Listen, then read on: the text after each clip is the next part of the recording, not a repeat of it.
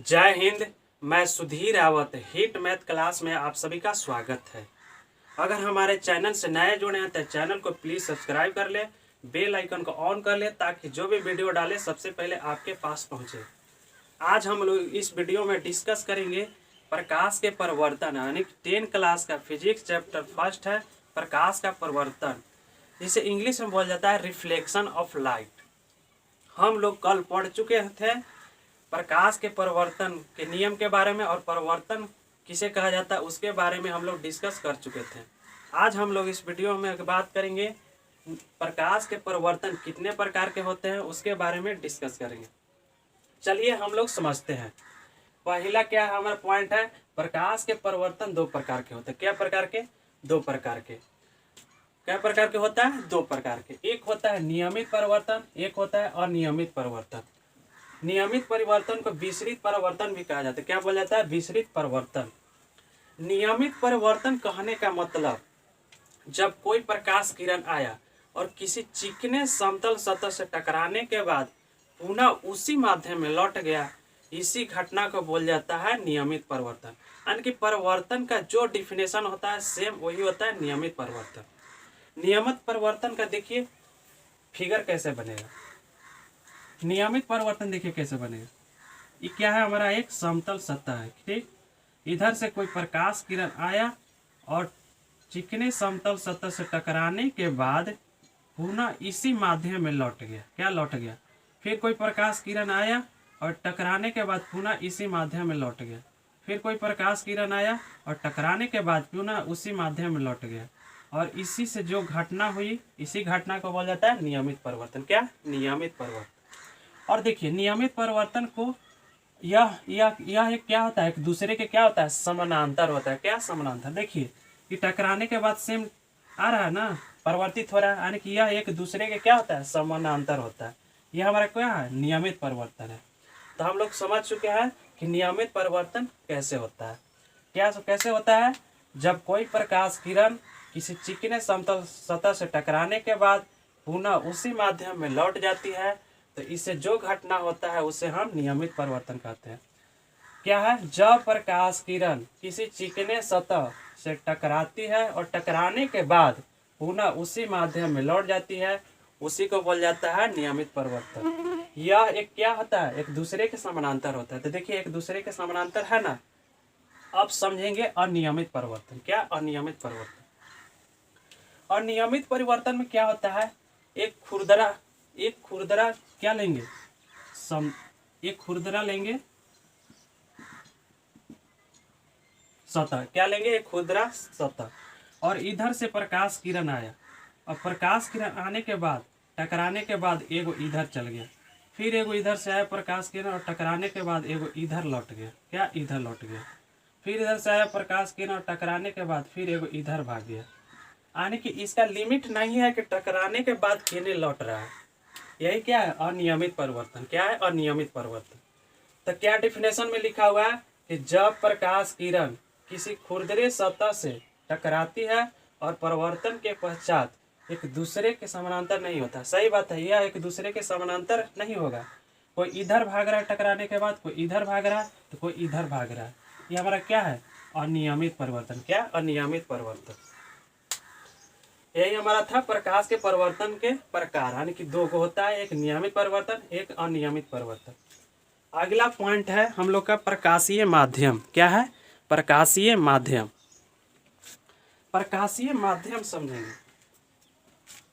Definition क्या लिखा हुआ कि यह एक ऐसा क्षेत्र है जहां से प्रकाश किरणें निकलकर आंखों तक पहुंचती है।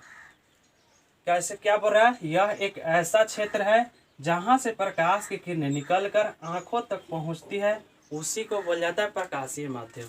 जैसे कहने का मतलब हवा से प्रकाश गया और टकराने के बाद प्रकाश लौटकर हमारे आंखों तक आ रहा है। हवा क्या है? माध्यम है। वही उसी को क्या बोल जाता है? प्रकाशीय माध्यम। क्या बोल जाता है? प्रकाशीय माध्यम।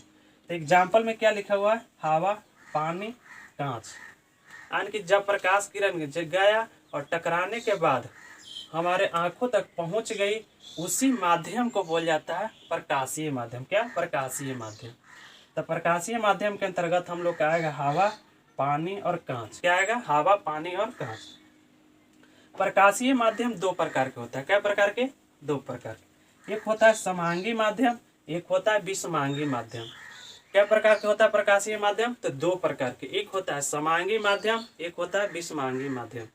अब समझेंगे समांगी माध्यम कहते हैं किसको और विषमांगी माध्यम कहते हैं किसको, समझेंगे।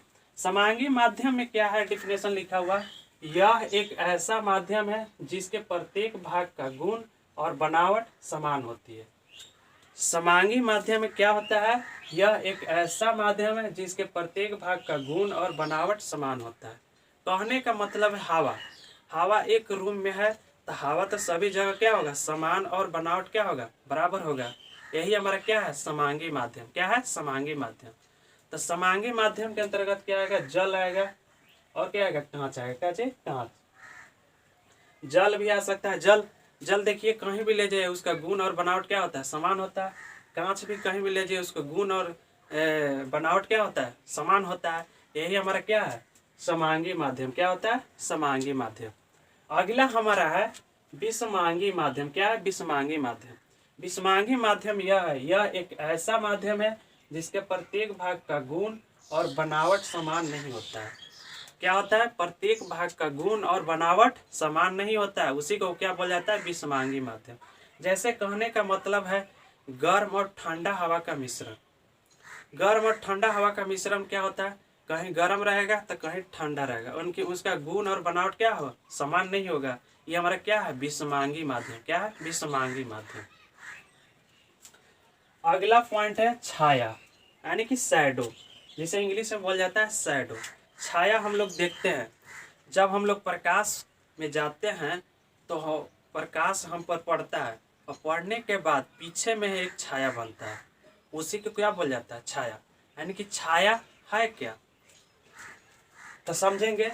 छाया किसी प्रकाशीय स्रोत के सामने एक अपारदर्शक वस्तु रखने पर, किसी प्रकाशीय स्रोत के सामने एक अपारदर्शक वस्तु रखने, अपारदर्शक का मतलब जिसे प्रकाश किरण पार नहीं होता है, नहीं होता है।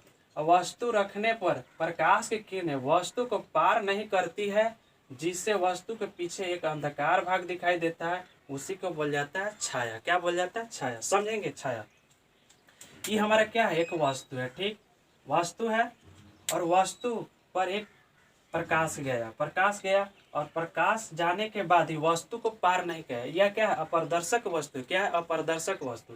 अपारदर्शक वस्तु रहेगा तभी ही छाया बनेगा, न तो नहीं बनेगा। यानी कि जब प्रकाश किरण गया और ये वस्तु से नहीं पार किया प्रकाश, और नहीं पार किया तो जिसके कारण एक पीछे के भाग में क्या बनता है, अंधकार हो जाता है और छाया बनता है, इसी को बोल जाता है छाया। क्या कहा जाता है, छाया।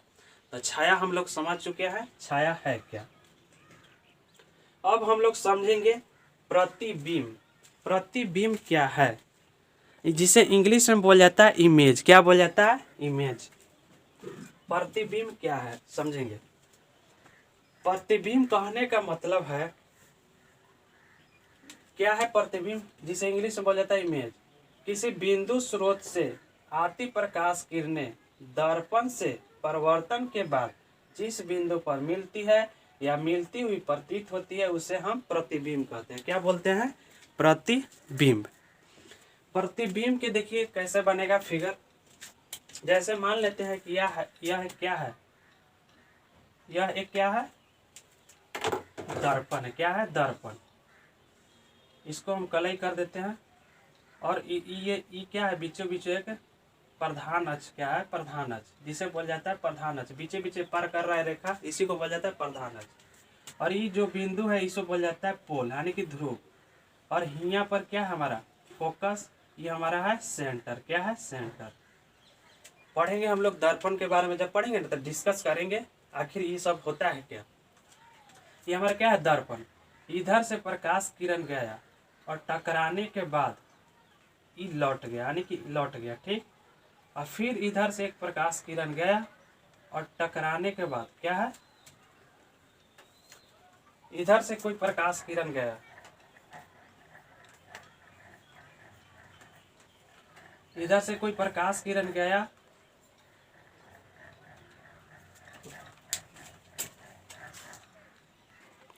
यानी कि देखिए समझेंगे, प्रतिबिंब, इधर से कोई प्रकाश किरण गया और टकराने के बाद यहाँ से लौट गया, फिर इधर से कोई प्रकाश किरण गया और टकराने के बाद पुनः इधर से गया, ठीक इधर से गया और टकराने के बाद पुनः इसी माध्यम में लौट गया, कुछ इसी माध्यम में लौट गया।